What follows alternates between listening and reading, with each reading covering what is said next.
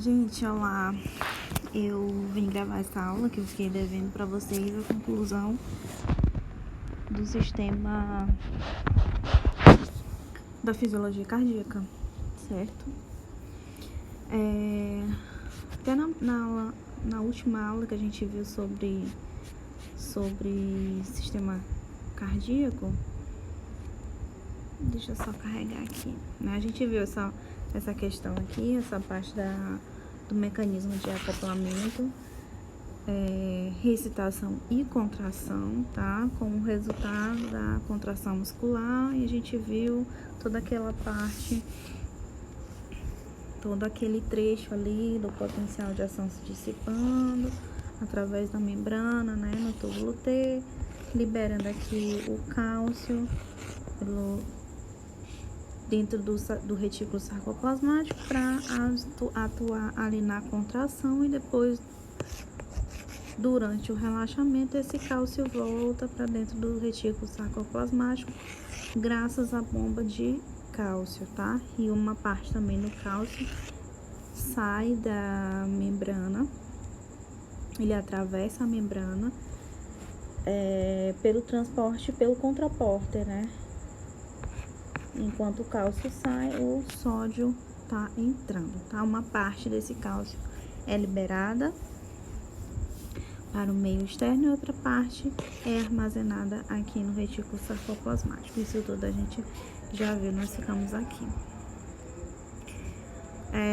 Nós vimos, aliás, né, o que a gente vai falar agora, a maioria disso aqui eu já falei, comentei com vocês sobre o ciclo cardíaco, tá? Mas aí eu queria mostrar direitinho essa imagem aqui, especificamente, essa imagem. Gente, nessa imagem aqui, a gente consegue perceber os vários movimentos das cavidades e o potencial de ação sendo liberado e circulando pelo corpo, tá? Também o trabalho do nó sinusal e do nó sinoatrial. Então, nesse gráfico, eles reúnem todas essas informações e a gente consegue ter uma visão bem legal de o que está acontecendo simultaneamente no coração. Então, por exemplo, aqui eu elenquei, tá? Enumerei para ficar mais fácil a compreensão. Então, aqui, por exemplo, nós temos essa linha pontilhada, tá? Essa linha pontilhada aqui, ó, ela é a pressão da aorta. Então, a pressão medida aqui em milímetros de mercúrio na aorta, ela segue mais ou menos esse gráfico aqui, certo? Então, por exemplo, ela ali no início da contração, ali antes da sístole, tá? A gente vê aqui, ó, primeiramente vamos analisar aqui, sístole, esse ponto aqui, ó, entre esses dois, essas duas linhas, a gente tá observando a sístole, e a diástole nesse ponto aqui, certo? Diástole. Aqui é uma nova sístole. E antes da sístole, né, pré-sístole, a gente tem ali um leve declínio na pressão da aorta, seguido por um aumento na pressão em relação à pressão da aorta, tá? Então, quando ocorre a sístole, a aorta, ela sofre um aumento de pressão. E aqui a gente vai visualizar que ele está alinhado com 120, tá? Então, 120 mmHg, ou seja, milímetros de mercúrio, que é o ponto ali que a gente mede a pressão sistólica, tá? Então, a pressão sistólica na aorta, ela vai medir isso aqui. Vocês vão analisar também que algo que uma carga que ela tá alinhada a essa mesma pressão, tá? É essa linha vermelha, não estou dizendo aqui, mas exatamente nesse ponto aqui onde as duas elas acabam se cruzando, né, se alinhando, é a pressão ventricular, tá? 3, pressão ventricular é essa com o pico maior. E atrás aqui a gente vê uma linha pontilhada, tá? E durante toda a extensão aqui da pressão ventricular também, porém, a gente não consegue observar o mesmo caminho dos picos aqui da pressão ventricular. Ela se mantém ali meio que estável. Que pressão é essa? A pressão atrial. Qual a diferença, então, da pressão atrial para a pressão ventricular? Ela se mantém mesmo quase que exatamente no mesmo nível, porém, no momento ali, o que vai diferenciar será na sístole, tá? E a diástole também. Na sístole tem um aumento muito grande da pressão ventricular, enquanto que a pressão diastólica, a pressão atrial, ela permanece quase que intacta. Ela não segue esse aumento, tá? Outra diferença que a gente vai observar é que existem pequenos picos atriais, tá? Pequenas alterações na pressão atrial durante ali a pré-sístole, porque seria o movimento antes da sístole, certo? É como se fosse ali o final da diástole e a gente tem essa alteração aqui, está representando pelos pontos A, C e V, tá? Então, algumas alterações aqui que ocorrem na pressão atrial. Em azul, a gente consegue observar o volume, tá? Agora tá falando aqui sobre o volume ventricular.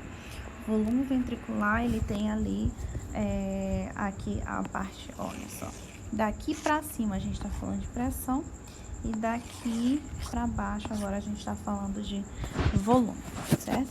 Então, o volume, aliás, só essa parte azul em relação ao volume.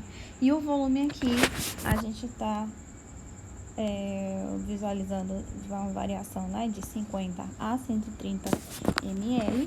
E a gente observa que o volume aqui, ele começa, o volume ventricular, tá? A gente vai observar uma coisa legal, que eles são opostos. O volume ventricular é oposto à pressão ventricular, porque quanto maior a pressão ventricular, menor vai ser o volume. Quanto maior a pressão ventricular, menor vai ser o volume, porque esse pico de pressão é justamente para ejetar esse volume. Então, ocorre esse declínio aqui no volume de sangue que estava preenchendo o ventrículo. Então, esse gráfico azul, tá? Essas linha em azul vai estar representando esse volume que vai diminuir à medida que a pressão do ventrículo aumenta. E aqui, ó, interessante a gente observar durante a diástole, existe ali uma linha crescente, que é quando as cavidades estão se enchendo, tá? Na diástole, relaxamento a esse aumento aqui. E aí, mais uma vez, esvaziamento, aumento e assim por diante. Antes de falar ali do eletrocardiograma e do fonocardiograma, a gente vai observar esses pontos aqui. Como essa seta está indicando, por exemplo, aqui antes da sístole, tá? Ocorre que fechamento da válvula atrioventricular, certo? Fechamento dessas válvulas atrioventriculares. Por quê? Para que ocorra essa sístole, eu preciso estar com as válvulas vedadas para que esse sangue ele consiga ejetar pro caminho correto, certo? Aqui nós temos a abertura da válvula aórtica, indicando aqui, né, no início desse aumento da pressão da aorta. E aqui vai estar também nesse início da sístole e aqui no início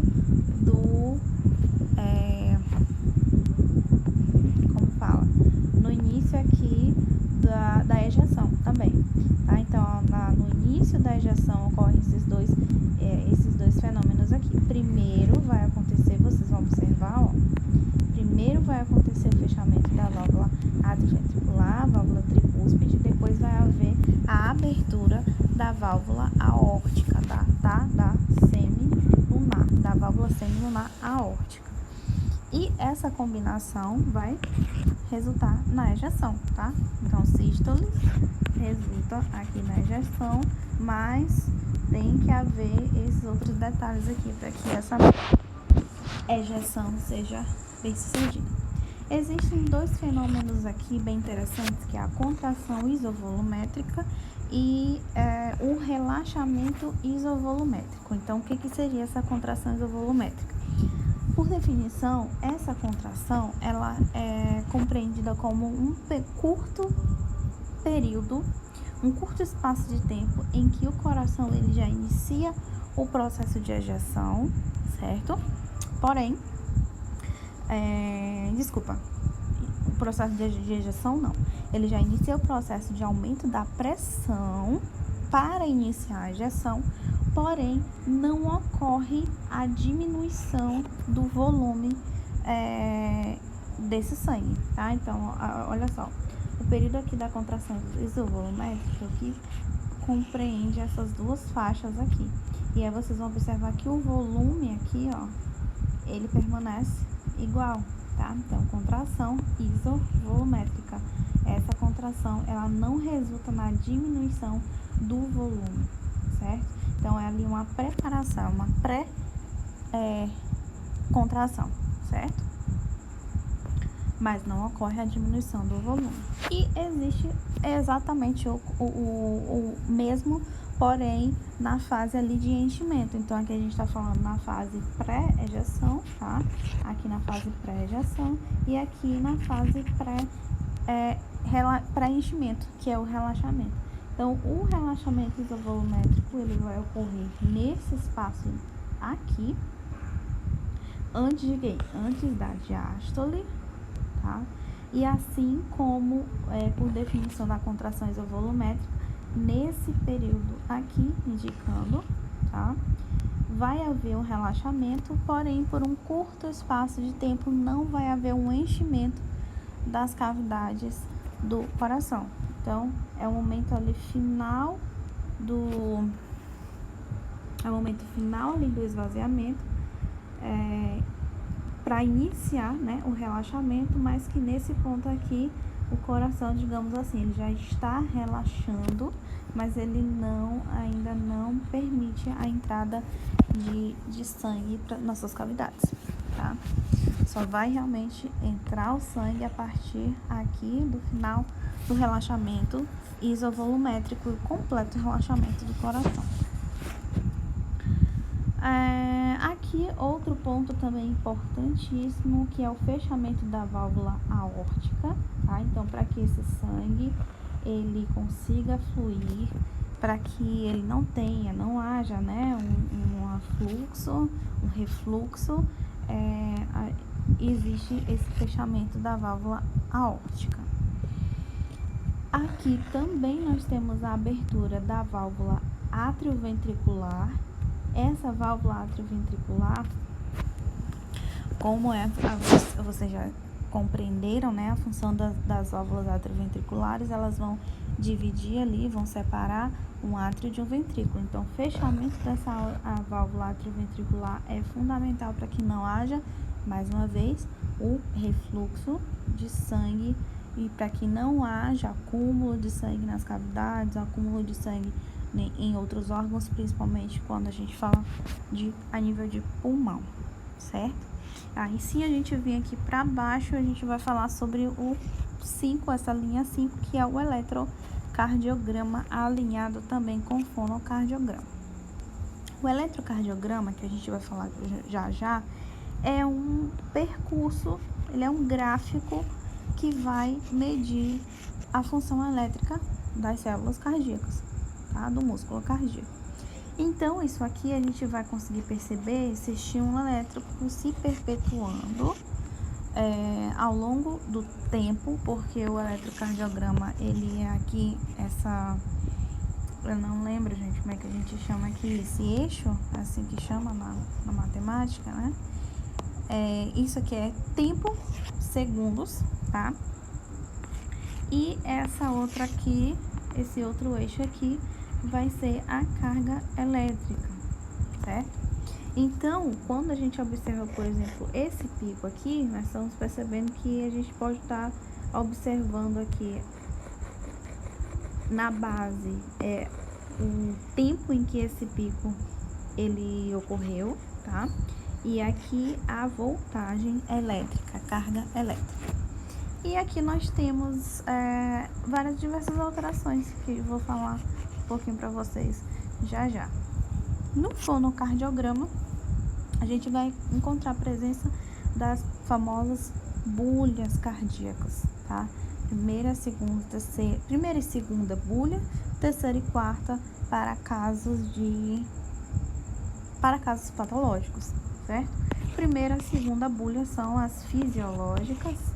Primeira sístole, segunda diástole, tá? Então, primeira bulha, sístole, segunda bulha, diástole.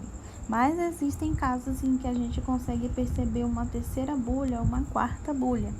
Então, essas terceiras e quartas bulhas observáveis, elas são chamadas de bulhas patológicas, porque elas são resultado de contrações fora do ritmo cardíaco, tá? Do ciclo cardíaco. Como eu falei para vocês na aula, a gente observa, a gente escuta, né? O tum, tá, tum, tá, tum, tá. Primeiro batimento sistólico, mais forte, mais audível. E o segundo, um som mais brando, mais baixo e mais abafado, né? Seria a diástole. E em casos de batimentos extra, né? A gente consegue ouvir ou a terceira bulha ou a quarta bulha. Então, aqui. No fonocardiograma, é o registro dos sons produzidos durante o ciclo cardíaco. A gente observa a B1, quando os ventrículos se contraem, tá? Fechamento das válvulas atrioventriculares é o que vai provocar esse som do tum. E B2, fechamento da válvula aórtica e pulmonar, as semilunares. Então, vai provocar esse batimento mais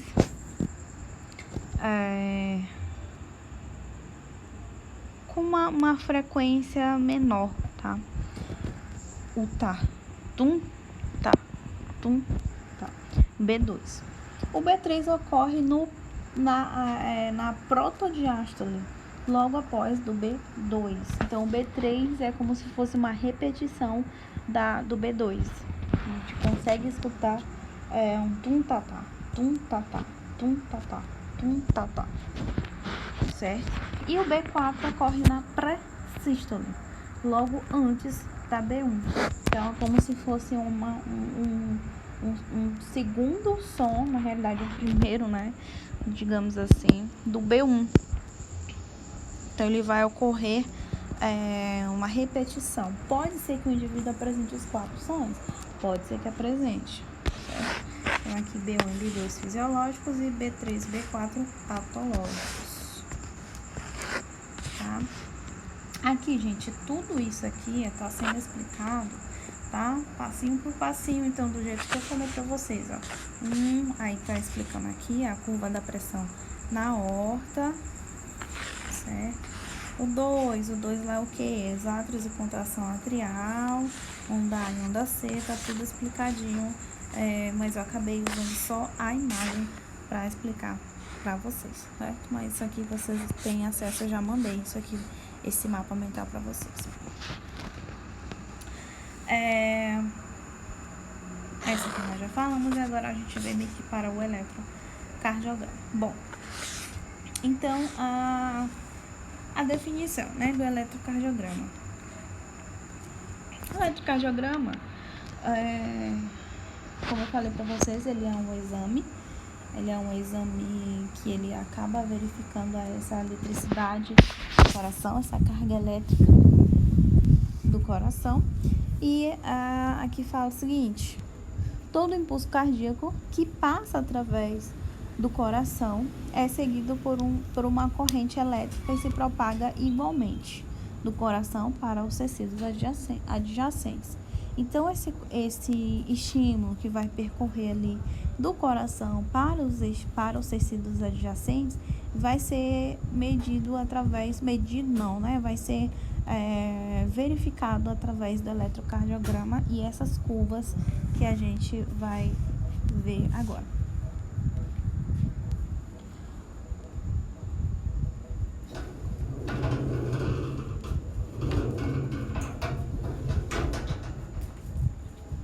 O eletrocardiograma, ele como eu falei para vocês, ele é verificado aqui em tempo, a base dele é em tempo, em segundos, e aqui a voltagem em milivolts. Então, nós temos algumas considerações para fazer primeiramente sobre o papel do eletrocardiograma. O papel do eletrocardiograma, ele é composto de vários quadrados e quadradinhos menores. E isso tem um porquê e tem uma razão, tá? Vou já chegar a falar sobre isso. Então, aqui, nesse gráfico, nessa linha vermelha, a gente consegue observar aqui uma linha reta, uma alteração, outra partezinha que está reta, tá? Um declínio, certo? E a gente vai seguindo esse padrão aqui. Então, o que isso representa? Representa a eletricidade, os picos da eletricidade e aqui, né, o tempo em que esse potencial de ação está percorrendo essas células cardíacas em direção aos tecidos adjacentes. Então, o eletrocardiograma, ele é verificado por segmentos. Então, aqui nós temos essa onda, nós temos essa outra onda, tá? Nós temos essa onda. Nós temos aqui segmentos, por exemplo, todo o tracinho reto aqui a gente chama de segmento, ou uma composição entre uma reta e uma onda pode resultar em um intervalo, certo? Mas os básicos são o seguinte: a onda P, ela é uma onda que vai resultar da contração atrial. Então, a onda P, ela sempre vai representar a contração atrial. Mas a atrio contrai. A contração é forte? Não é tão forte quanto a contração ventricular. Então, a contração atrial, a gente consegue perceber que a contração atrial, ela demora até mais tempo para que ocorrendo, né, do que a contração do ventrículo, que é esse pico aqui chamado de onda R. Onda P, contração atrial, onda R, contração ventricular. Porém,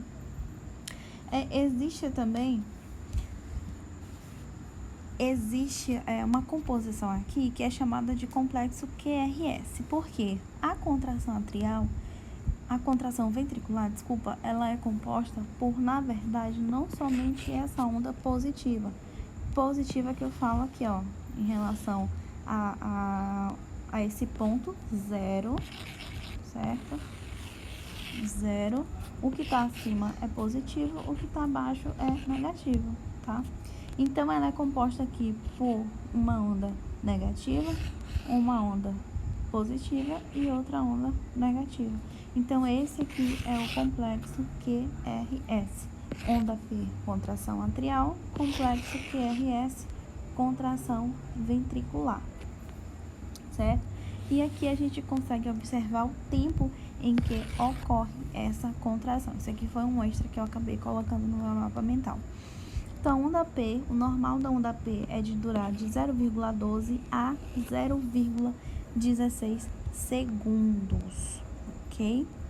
Aqui nós temos um pequeno segmento, que é o segmento PR, tá? Ou segmento PQ. Então, o que seria um segmento? É um intervalo, é um espaço ali entre uma onda e outra onda.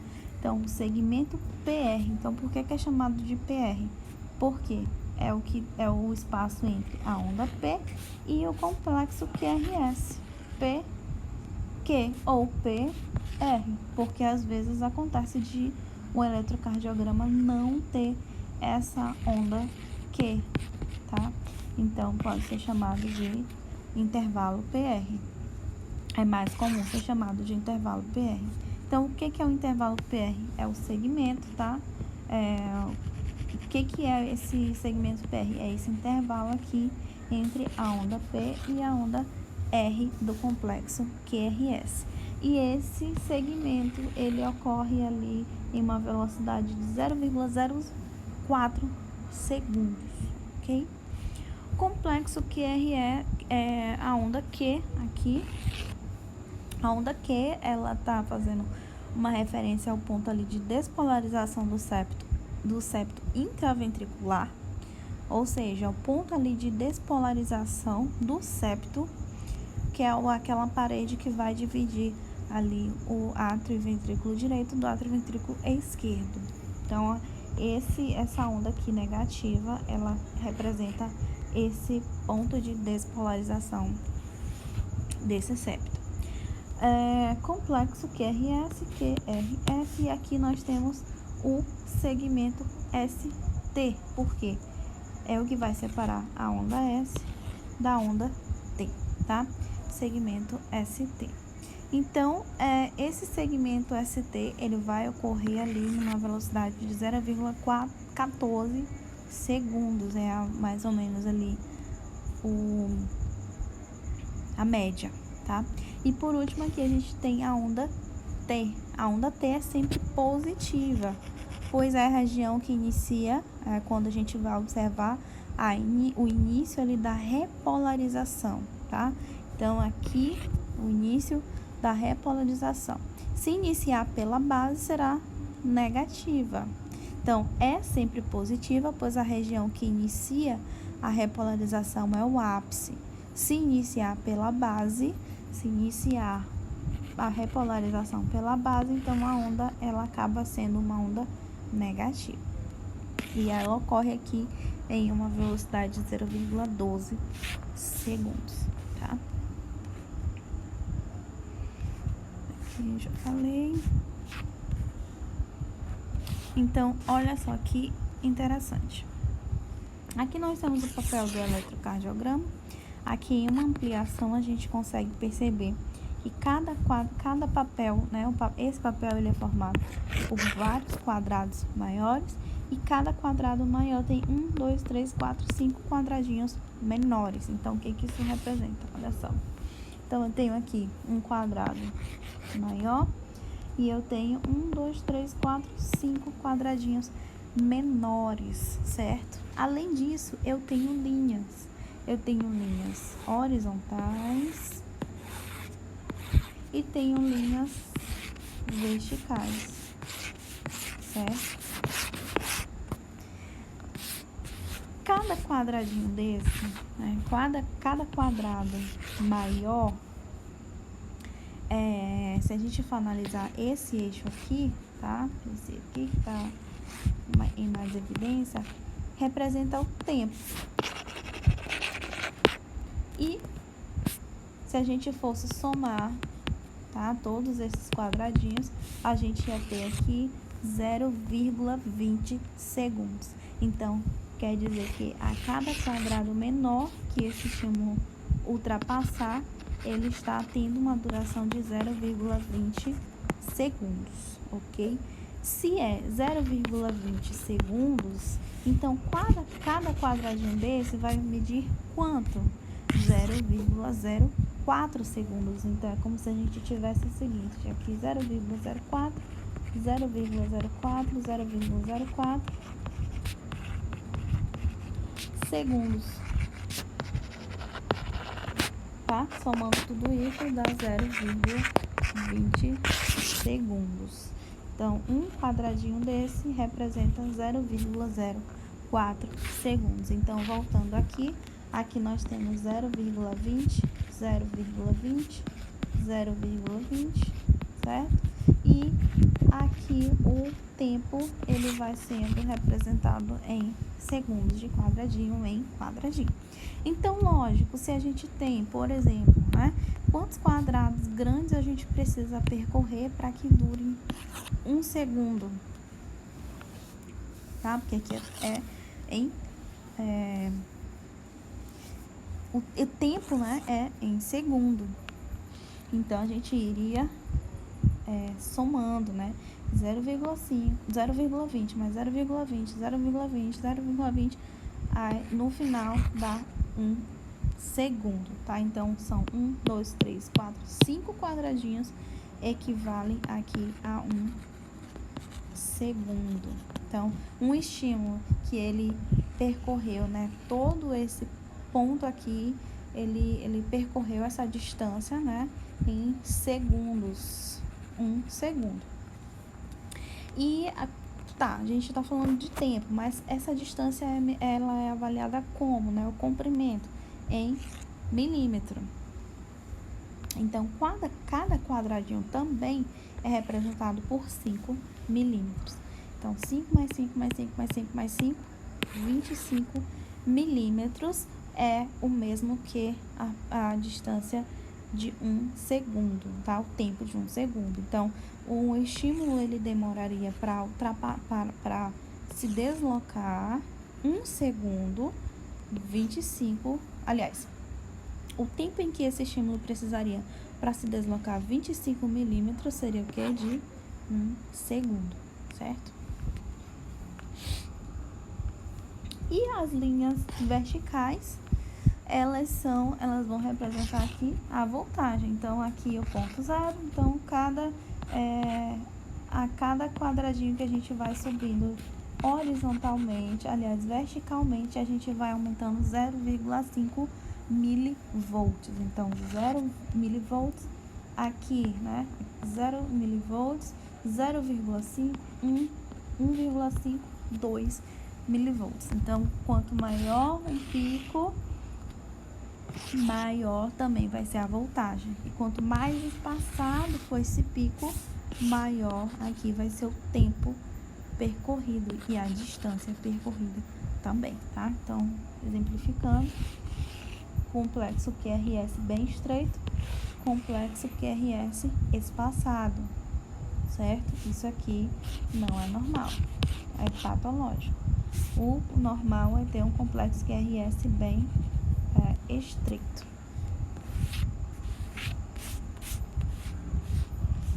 Tá? Aqui nós temos a onda P, eu já falei para vocês do que se trata.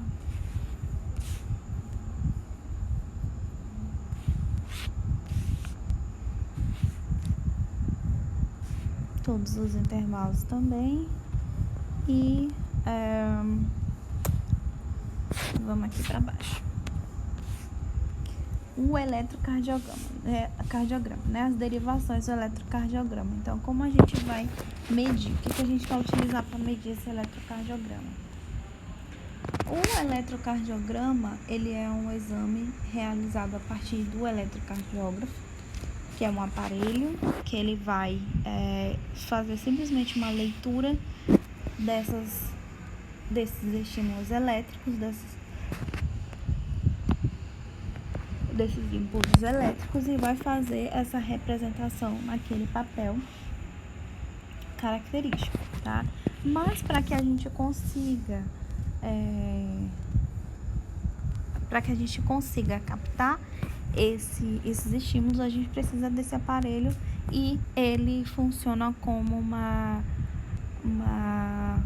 eles são eletrodos. Na realidade, ele é uma composição de eletrodos que vai verificar o caminho percorrido por essa corrente elétrica, tá? Então, isso a gente chama de derivações, que são esses pontos colocados ali estrategicamente nos membros do indivíduo para a gente verificar o percurso por onde, né, esse estímulo está passando. Então, nós temos aqui as principais derivações: derivação 1, derivação 2, derivação 3 e as outras derivações, que são a V1, V2, V3, V4, V5 e V6, tá? Essas são as principais. Então, nós temos aqui, primeiramente, um eletrodo que vai ser posto no braço direito, outro no braço esquerdo, outro na perna esquerda, certo? A derivação 1, tá? Então, tem um eletrodo, 2 eletrodos, 3 eletrodos, tá? A derivação 1, na realidade, gente, existe um eletrodo aqui também, porém um eletrodo neutro.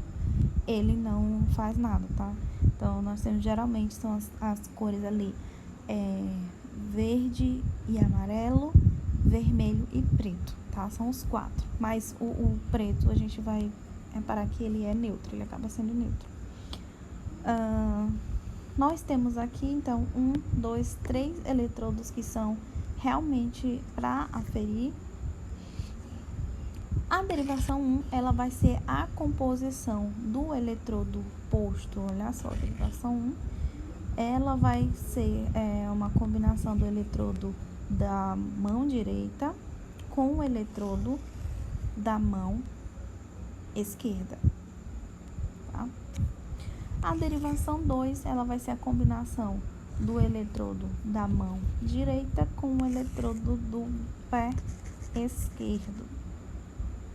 E a derivação 3 vai ser a combinação do eletrodo do pé esquerdo com o eletrodo da mão esquerda, certo? Então, aqui a gente tem as nossas três principais derivações. Quando a gente fala aqui, ó, esse triângulo, tá? A gente consegue perceber que forma um triângulo. Não é um triângulo, não na altura que a gente costuma representar, né? Logo aqui no peito, mas sim cria um triângulo aqui. Não levando em não levando em consideração o eletrodo neutro, tá? Então, somente esses 3 aqui. Então, a gente tem aqui braço direito, braço esquerdo, perna direita. Então, aqui nós temos a D1, certo? Isso. Então, D1, D2 e D3, certo? Esses sinais de positivo e negativo, negativo, negativo, é porque o estímulo elétrico, ele assume eixos, tá? Então, vamos entender aqui. Aqui próximo está o nosso sinoatrial. O caminho percorrido por esse impulso é nesse sentido. Ele vem aqui, depois ele faz isso. Então, o eixo, o vetor, né, que ele assume é esse, tá? Então, existe uma observação aqui. Por que esse aqui é negativo? Por que aqui é positivo e tal? Porque a direção em que esse estímulo elétrico ele vai percorrendo, tá? A direção em que ele vai se locomovendo vai definir se aquele eletrodo ali está fazendo uma leitura positiva ou negativa. Exemplo, o eletrodo está aqui no braço direito. O eletrodo está passando daqui para cá. Então, se ele está se distanciando do eletrodo, o estímulo elétrico está se distanciando, esse eletrodo aqui, essa derivação vai ser negativa, tá? Esse eletrodo aqui, ele vai fazer uma leitura negativa. Se ele estivesse indo em direção, que isso aqui nunca vai acontecer, tá, gente? Se ele estivesse indo em direção a este eletrodo, ou seja, né, em direção a este eletrodo aqui, ele seria positivo ao invés de negativo. Então, aqui, por exemplo, a derivação, tanto aqui, olha bem para a gente compreender aqui, tanto esse eletrodo quanto esse, eles estão bem no sentido, o impulso elétrico está no sentido em direção a eles, e eles vão ser positivo e positivo, certo?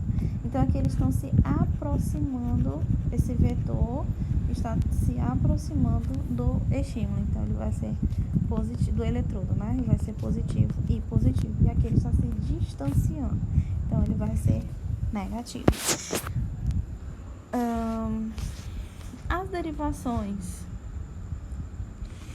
As derivações aqui, V1, V2, V3, V4, V5 e V6, tá? Eles vão ser postas diretamente sobre o tórax. Então, são os pontos ali diretamente colocados sobre o tórax. Então, aqui nós temos, ó, braço direito, braço esquerdo, perna esquerda, tá? Formando aqui o triângulo. Além desse triângulo, nós temos essas derivações aqui, 1, 2, 3, 4, 5, 6. Nós temos as derivações adicionais também, como a 7 a 8, que são colocadas ali, 7, 8 e 9, que são colocadas mais posteriormente. Então,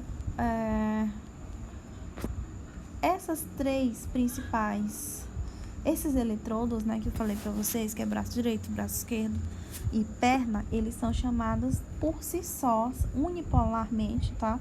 São chamadas de derivações unipolares, que vamos voltar aqui para dar exemplo para vocês. Cada eletrodo desse, por si só, ele é uma derivação. Então, aqui eu tenho uma derivação, duas derivações, três derivações. As derivações 1, 2 e 3, elas são combinações das derivações unipolares. Então, eu tenho aqui uma derivação, duas derivações, três. Se eu pego 1 mais 1, certo? Dá D1. Se eu pego esse mais esse, dá D2. E se eu pego essa outra derivação com essa, dá a D3, tá? Então, as derivações 1, 2 e 3, elas são combinações, enquanto que as derivações unipolares, elas são únicas, tá? Ela somente aquela derivação posta ali no braço direito, ela vai ser uma derivação unipolar. A da perna esquerda vai ser uma derivação unipolar. Então, são essas que são verificadas em cores para a gente melhor trabalhar. AVR, AVL, AVF. Então, AVR é a terminação do braço direito. AVL é a terminação do braço esquerdo. E AVF é a derivação da perna esquerda. Então, aqui a gente tem até a representação se ela é positiva ou negativa. A AVR, que é a do braço direito, né? Que eu falei para vocês que o eixo vai de cima para baixo, da direita para a esquerda. Então, logo ela vai ser negativa. Olha só.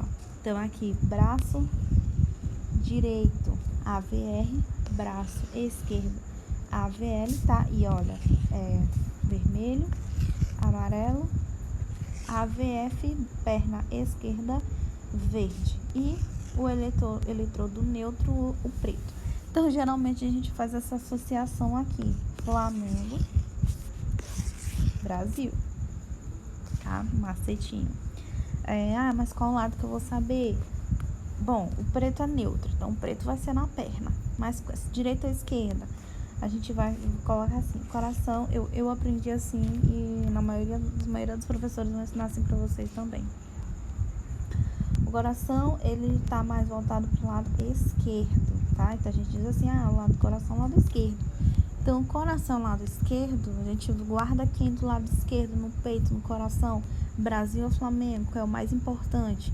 Brasil. Então, do lado esquerdo tá o Brasil. Primeiro, lá em cima, amarelo, embaixo, verde. E do lado direito, que não tem o mesmo peso do que uma seleção de futebol nacional, a gente tem ali o Flamengo. Então, vermelho em cima, preto embaixo. Brasil, esquerda, Flamengo, direito. Então, quando a gente for fazer a colocação dos eletrodos, a gente vai lembrar disso. Cada eletrodo tem uma cor. E a gente vai colocar o vermelho sempre no braço direito, amarelo sempre no braço esquerdo, preto sempre no pé direito e verde sempre no pé esquerdo, tá? Aqui nós temos as derivações V1, V2, V3, V4, V5 e V6. Então, a V1, ela tá ali localizada no segundo, terceiro espaço intercostal, tá? Do lado direito.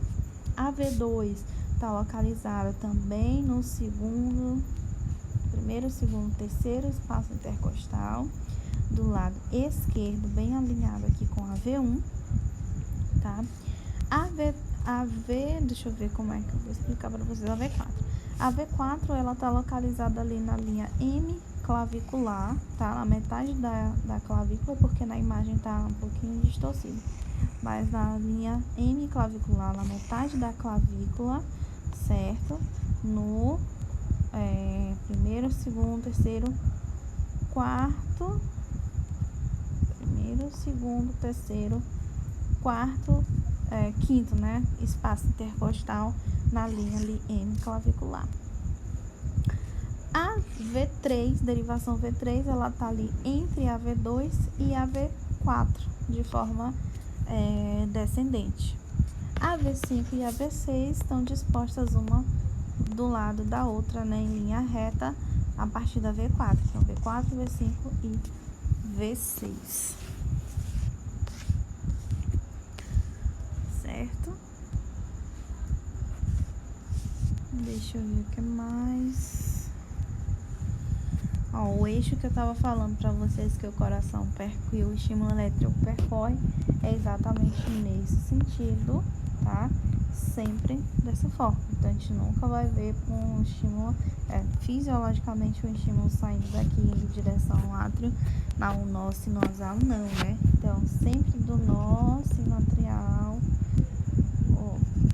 nó sinusal em direção às fibras de Purkinje, que vai se perpetuando, tá?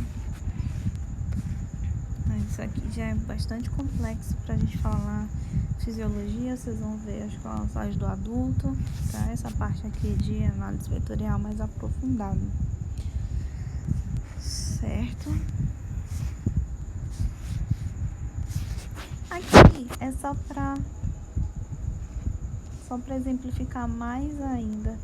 Nós temos aqui a derivação 1, 2, 3, AVL, AVR, AVF. Além dessas, nós temos a V1, V2, V3, V4, V5, V6, V7, V8 e V9. Tá?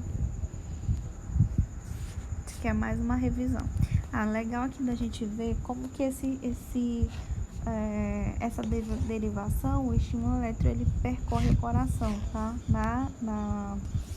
Nessa derivação, na AD1, o estímulo, o caminho correto aqui é esse, e na AV1, o ponto ali, digamos, o ponto do eletrodo, né, ele tá mais ou menos a esse grau. Então, aqui seria o grau ali do eletrodo e aqui o grau do estímulo elétrico.